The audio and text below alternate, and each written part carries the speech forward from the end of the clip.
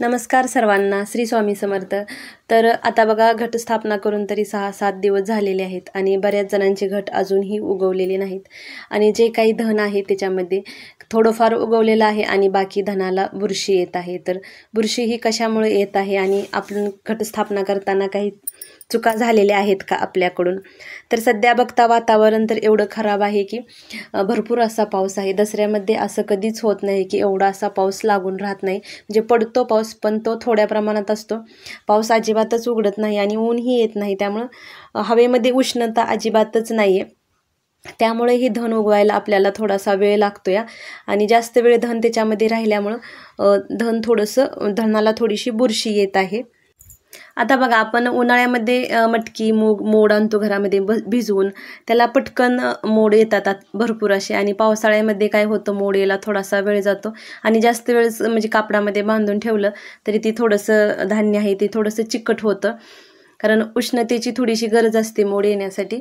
तसंच काहीसं झालेलं आहे आपलं घट उगवण्यासाठी, कारण हवेमध्ये अजिबातच उष्णता नाही आहे. त्यामुळं घट उगवायला मदत होत नाही, वेळ लागतोय. थोडंसं धन उगवतंय, थोडंसं धनाला बुरशी येते, असं होत आहे. तर आता आपण धन तर स्वच्छ निवडून घातलेलं होतं, माती पण व्यवस्थित घेतलेली होती, जी वावरी घेतलेली होती ती. पण ह्यावेळी आपण वावरी आणताना काय झालं होतं, पाऊस भरपूर प्रमाणात असल्यामुळं वावरी अगदी ओलसरच वावरी होते आणि त्यात आपण रोज घटाला पाणी घालत होतो. त्याच्यामुळं पण ते धन उगवायला थोडासा वेळ गेलेला आहे. आता असं मनामध्ये अजिबात शंका आणायची नाही की आता ह्या वर्षी आपला घट उगवलेला नाही आहे तर देवी आईची आपल्यावरती कृपा नाही आहे का? तर तसं अजिबातही नसतं, कारण वातावरणामध्ये जर फरक झालेला असेल तरीही आपलं धन व्यवस्थित येत नाही. आणि आई आपल्या मुलांवरती कधीही नाराज होऊन बसत नाही. जे काय धन उगवलेलं आहे ते आपल्याला देवाला घालण्यासाठी किंवा घट विसर्जन करायच्या वेळी ते आपल्याला तेवढं पुरेसं होऊन जातं. तेवढं तरी धन आपलं उगवलेलंच आहे, थोडंफार उगवलेलं आहे, तेवढ्यामध्ये होऊन जातं. असं काही निगेटिव्ह विचार वगैरे डोक्यामध्ये अजिबात आणायचा नाही आहे. आता जे काही धन उगवून यायला लागलेलं आहे, तर काही धनाला बुरशी यायला लागलेली आहे. तर आता आपण काही करू शकतो की तिथं थोडीशी हवा खेळती राहील, खिडकी वगैरे असेल तर थोडीशी उघडी ठेवावी, जेणेकरून ना थोडीशी हवा लागली तर बुरशी थोडीशी कमी होईल.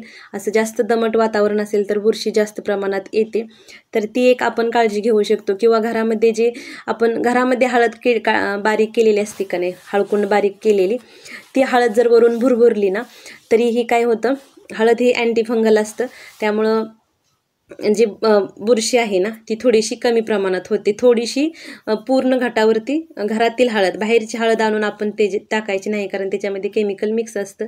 घरामध्ये जर आपण बारीक केली तरी चालते, हळकुंड असतील तरी. ते हळद व घटावर अशी टाकली ना तरी पण ना जी बुरशी आहे ना ती कमी होते. आणि पाण्याचं प्रमाण अगदी कमी प्रमाणात पाणी वापरा, जेणेकरून घट उगवायला थोडीशी मदत होईल. कारण आता वातावरणामध्ये जास्त थंडावा आहे, त्यामुळं पाणी अगदीच वापरू नका. 2-3 दिवसातूनच पाणी घाला, तरीही घट विसर्जनपर्यंत थोडंसं आपलं धन उगवून येऊ शकतं.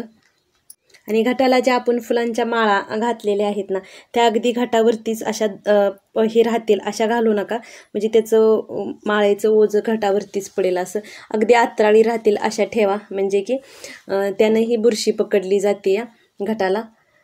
काही जण कशा भरपूर अशा मोठ्या माळा घालतात आणि ते मग अगदी धन उगवायचं आहे ते पूर्ण असं झाकलं जातं, त्याच्यामुळे हे बुरशीचं प्रमाण थोडंसं वाढलं जातं. तेही काळजी घ्या. अगदी कलश ठेवलेला आहे, कलशावरती फक्त हार टेकला तरीही बास होतो.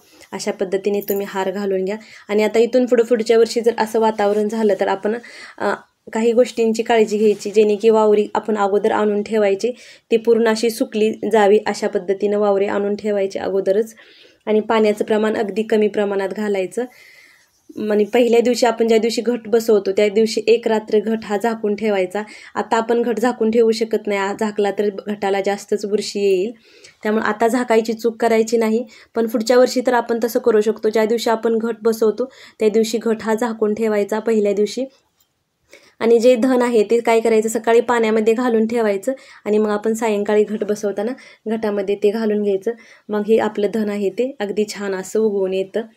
तर अशा काही काळजी घ्यायची आहे ते आपण पुढच्या वेळी नक्कीच हे करून बघू, जेणेकरून आपला घट हा व्यवस्थित असा येईल. माती जर ओलसर असेल जास्त तरीही धन उगवत नाही व्यवस्थित, आणि पाण्याचं प्रमाण जास्त झालं तरीही प्रॉब्लेम येतो.